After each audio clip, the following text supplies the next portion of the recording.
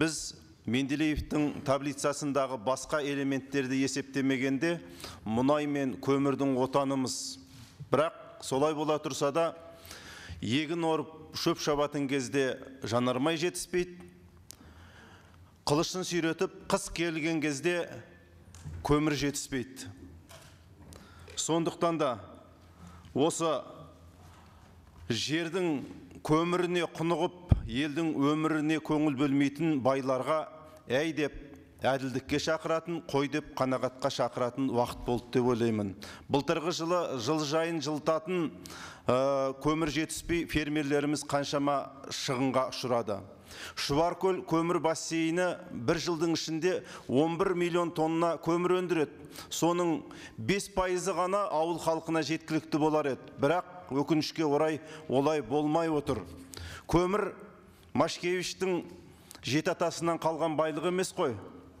Көмір ол Конституциямызда нақты жазылғандай жер асты байлығының иесі халық, яғни халықтың қазынасы. Ендеше осы көмірді қасқалдақтың қанындай тапшы қылып отырудың себебі неде?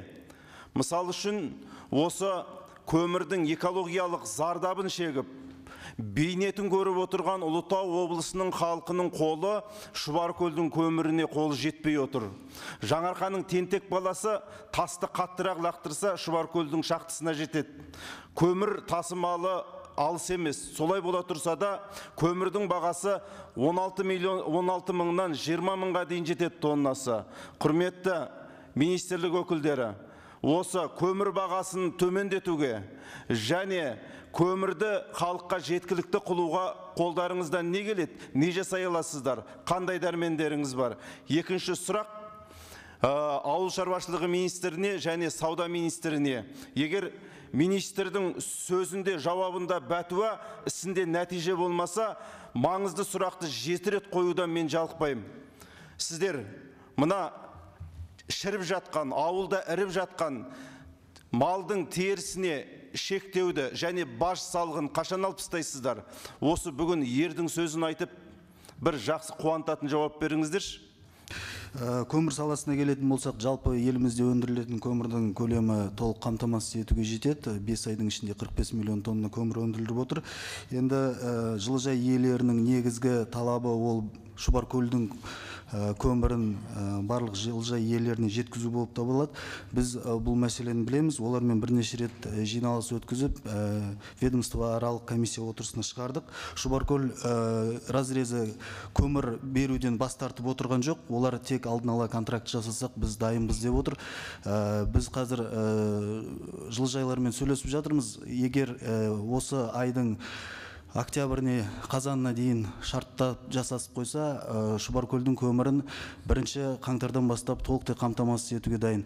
Одан бөлек, Шұбаркөлден бөлек сапасы жағынан Шұбаркөлмен бірдей 5 разрездің барлық контактілерімен бердік біз жылыжай иелеріне. Олармен де қазір тестілеу жүргізіп жатыр. Сол 5 кен орнының көмірін пайдалану, Д маркалы көмір деп аталады, соны олар жағып көріп жатыр. Егер ұнап жатса, оны да контракттайтын болады. Ұлытауға келетін болсақ, Ұлытаудағы тупиктардағы негізгі баға қазір 17.500-ден болып табылады. Осы өткен апта жұма күні жиналыс өткіздік. Баға 10%-ға артып отыр. Ол енді негізгі дизель отынның тарифімен КТЖ-ның тарифына байланысты отыр, бірақ бұл мәселені реттеуге тырысамыз қазір.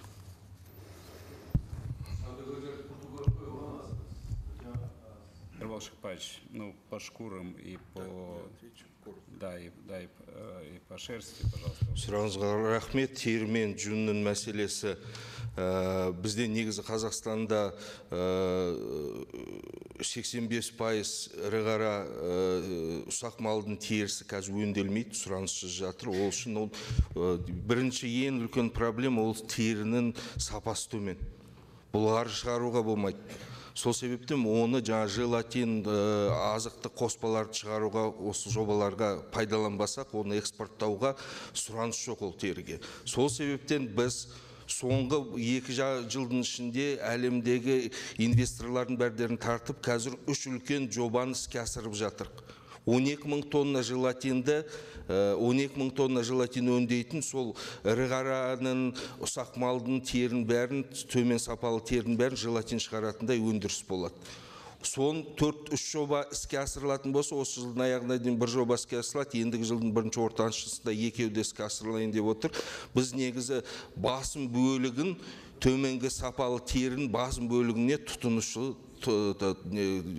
тұтынушыларды табамыз, өзіміз өңдеп, ары қаратай одан желатин шығарып, желатин азық қоспасын шығарамыз. Сол себептен оның шешімін тауып отыр. Екінші мәселе, мынау экспорттық бажды айтайық. Ақпан айында Ауыл шаруашылығы министрлігі өз инициативасымен мынау ведомствоаралық комиссияға шығардық осы мәселені. Ірі қараның экспорттық бажын 200 евродан 100 евроға дейін түсірдік. Мүлдем алып тастайын деп ұсыныс енгізіп едік, ведомствоаралық комиссия қолдамады. Бізде өзімізде де жаңағы аз болса да 5-10% өзіміз өңдейтін зауыттарымыз бар, соларды кішкене қолдау көрсетейік деп. Сол себептен осы жылдың аяғына дейін негізі сұраныста да көбейіп нетпейтін болса, біз қайтадан инициативамен шығып, бажды алып тастауға, ірі қара малдың теріні шығару, бажды мүлдем алып тастауға инициативамен шығатын боламыз. Ұсақ малдың терісіне бажды алып тастадық біздің ұсынысымызбен. Жаңағы жүндалатын болсақ, жүндада да баж болмайды. Жүннің енді тағы да бір мәселесі ірі жүн ғой. Ірі жүнде тұтыну жоқ. Әлемдегі сұраныс өзгеріп кетті.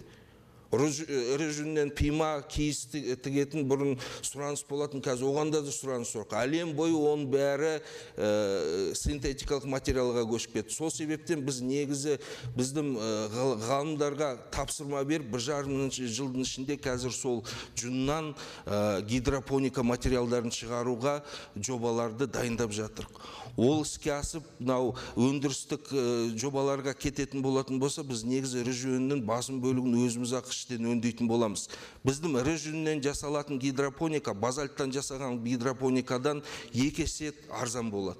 Ол жобаны жасамасақ, екінші жоба, мынау Ақтөбе облысында бәрдеріңіз білесіздер, құрылыста жылыту материалдарды соғу ірі жүннен жасалынады. Сол жобаны да қазір қолдап жатыр, іске асыруға мүмкінше көмек көрсетіп жатыр. Ішкі нарықта осы ірі жүнмен, төмен сапалы ірі қара мен ұсақ малдың терілеріне ішкі жоба өндіріс жасамайтын болсақ, әлемге оны шығарамаймыз, сапасы төмен. Біз ол бағытта жұмыс атқарып жатырмыз. Рахмет.